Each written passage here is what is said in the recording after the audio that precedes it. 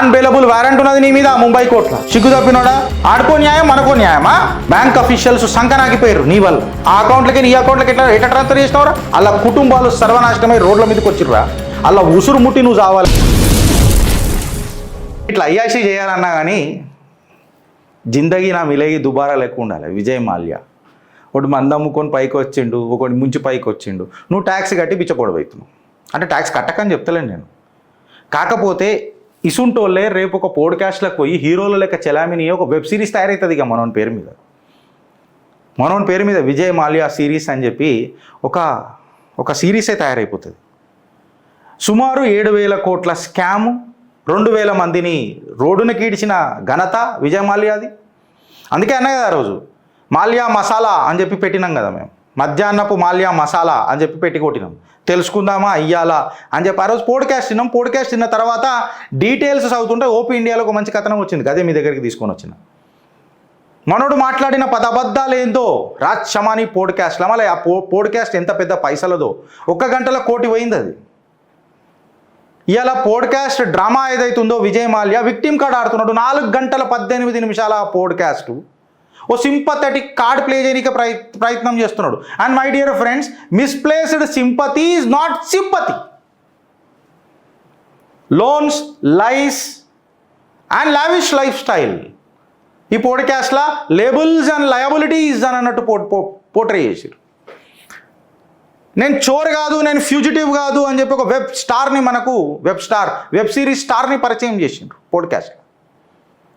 2008, 2015 and 2016లా king fissure employees ఏడుస్తున్నారు ఆ రోజులల్లో. నేను అలా క్షమాపణ చెప్తున్నాను అన్నాడు. You have to mister Mallya, నువ్వు క్షమాపణ చెప్పాల్సిందే సిగ్గు తప్పినోడా. ఎందుకు చెప్పాలా? నువ్వు పైసలు లేవనుకుంటా తెలుసుకుంటానే 2 సంవత్సరాలల్లా 2 బంగ్లాలు కొన్నావు, నువ్వు ప్రాపర్టీలు కొన్నావు. నువ్వు ఇంగ్లాండ్లా, ఫ్రాన్స్లా 330 కోట్లు సుమారు ఆ ప్రాపర్టీ విలువలు. అలా జీతాలు ఇవ్వకుండా. దాని తర్వాత ఫోర్స్ ఇండియా ఫార్ములా 1 లిమిటెడ్ అనే ఒక కంపెనీని తయారు చేసినావు, ఇండియా ఫార్ములా రేస్ని. ఇన్వెస్టిగేషన్స్ ఏం చెప్తున్నాయంటే 240 కోట్లు కింగ్ ఫిషర్ బ్యాంకు నుంచి F1 టీమ్కి అకౌంట్కి ట్రాన్స్ఫర్ చేసిండట. ఎవడయ్యా జాగిరని చేసినావు? నేను తీసుకోలే లోను, ఆర్గనైజేషన్ తీసుకున్నదని చిలక పలుకులు వలికినావు. మళ్ళీ ఆ అకౌంట్లకి నీ అకౌంట్లకి ఎట్లా ట్రాన్స్ఫర్ చేసినావురా? ప్రణబ్ ముఖర్జీ, అరుణ్ జైట్లీ పేర్లు చెప్తాడు. బతుకున్న వాళ్ళ పేర్లు చెప్పు కదా, పాపం చచ్చిపోయిన వాళ్ళ పేర్లు చెప్పి ఏం పూత ఊద్దామని అనుకుంటున్నావు అని మాట్లాడితే మాత్రం చెప్పడు. మాల్యా మాట్లాడిన 10 అబద్ధాల చిట్టా ఓపీ ఇండియా క్లియర్ కట్గా చెప్పింది. మాల్యా ఏమని అన్నాడు? ఐఎమ్ నాట్ ఎ ఫ్రాడ్, నేను అన్ని కడతా అని చెప్పిండు. కడతా అని చెప్పినాక కూడా 3,500 కోట్లు డైవర్ట్ చేసిండు. దేనికోసం చేసిండు అన్నది తెలియదు. అన్రిలేటెడ్ పర్పస్ల కోసం చేసిండు ఫార్ములా 1 టీమ్కి.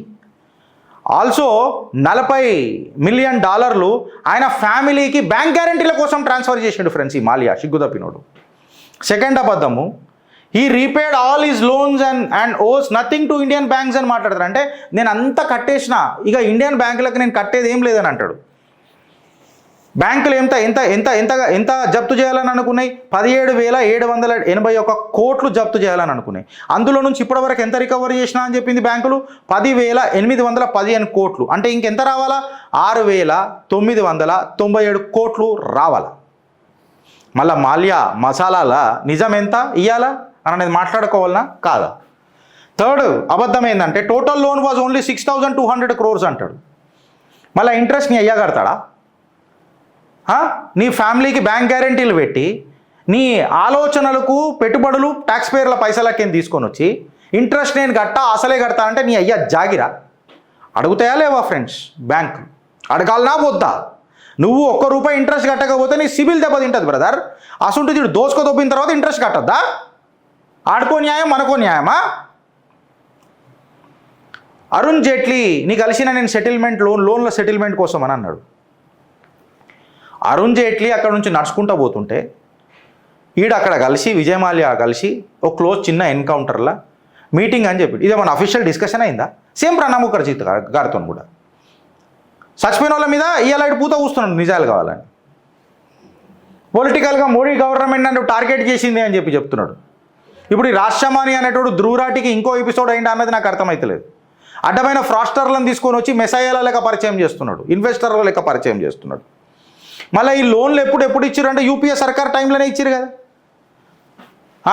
మళ్ళీ ఎఫ్ఈఓ యాక్ట్ అనేది మోడీ గవర్నమెంట్లోనే తీసుకొచ్చారు. ఎందుకు ఈడు పోయిన తర్వాత తెలిసి వచ్చింది అమ్మ నీ అమ్మ ఇంత చిల్లరగాళ్ళు ఉంటారా అని. మళ్ళీ కాంగ్రెస్ హయాంలోనేమో లోన్ల మీద లోన్లు వడ్డీలకు చక్ర వడ్డీలు దానికి లోన్లు ఇచ్చుకుంటే నడపలే. ఈ ఎఫ్ఈఓ యాక్ట్ ఎప్పుడు వచ్చిందో ఒకసారి మీరు చూడు రిఫరెన్స్. ఈడికి ఆగిపోయిందా? ఈడికి ఆగలేదు. ఈ లోన్లు చూసి వాడు ఏం చేసిండు అని అంటే కింగ్ ఫిషర్ ఎయిర్లైన్స్ని సేవ్ చేసిండు అని చెప్తున్నది ఓపీ ఇండియా. పర్సనల్ గెయిన్స్ కోసము, సొంత లాభాల కోసము 330 కోట్లు ఎంప్లాయీలకు శాలరీలు ఇవ్వకుండా డైవర్ట్ చేసిండు. ఆయన పర్సనల్ జెట్ కోసము 100 కోట్లు ఖర్చు పెట్టిండు. ఎంత? 100 కోట్లు ఖర్చు పెట్టిండు. ఇంకొక క్వశ్చన్ ఏడో క్వశ్చన్ ఆయనకి ఏముండేనంటే unfairly accused despite of spotting clarity and facts అని చెప్తున్నారు. నువ్వు డిప్లొమాటిక్ పాస్పోర్ట్ మీద ఇండియా ఇడిచిపెట్టిపోయినవురా సిగ్గు తప్పినోడా. డిప్లొమాటిక్ పాస్పోర్ట్ మీద ఇండియా ఇడిచిపెట్టిపోయినావు. ఆ మందు తాగుకుంటా మత్తులుండి పోయినట్టు నువ్వు నీకు సగగా అర్థం కాలే అప్పుడు ఎట్లా పోయినావు అని అనేది. మళ్ళా పెద్ద మాటలు మాట్లాడుతున్నావు. ఈ కేసు కేవలం విజయ్ మాల్యాకు రిలేటెడే అనమాట. మళ్ళీ సెవరల్ బ్యాంక్ ఎగ్జిక్యూటివ్స్ వాళ్ళు అరెస్ట్ అయినారు. నీ ఉద్యోగులు రోడ్డు మీదకి వచ్చిండ్రు. వాళ్ళ మీద ఛార్జ్ షీట్లు ఫైల్ అయినాయి. బ్యాంక్ అఫీషియల్స్ సంకనాకిపోయారు నీ వల్ల. వాళ్ళ కుటుంబాలు సర్వనాశనమై రోడ్ల మీదకి వచ్చిర్రా. అలా ఉసురు ముట్టి నువ్వు చావాలి కానీ నువ్వు ఒక హీరోవారా ఎలా దేశానికి? నేను ఇంట్రెస్ట్ కట్టా అంట నీ అయ్యా జాగిరా. నీ వల్ల నాకు ప్రాబ్లం అవుతుంది, ట్యాక్స్ పేయర్ కులానికి ఒక ప్రాబ్లం అవుతుంది. ఇక్కడికి ఆగిపోయిందా అని అంటే కాదు, నేను ఎప్పుడు ట్యాక్సులు ఎగ్గొట్టలే అని చెప్తాడు. సిగ్గు తప్పినోడా. దగ్గర 100 కోట్ల ట్యాక్స్ సర్వీస్ ట్యాక్సే ఎగ్గొట్టిన ఖాతాలు ఉన్నాయి ఓపీ ఇండియా ప్రకారం. మళ్ళీ మాట్లాడిప్పుడు నాన్ బెయిలబుల్ వారెంట్ ఉన్నది నీ మీద ముంబై కోట్ల. వీళ్ళని ఈ వెనకడికి ఇంకో నీరవ్ మోడీ వాళ్ళు అందరూ వస్తారు ఇక రాజామానికి అందరికి. ఇంకో ధ్రువరాటి తయారవుతున్నాడు.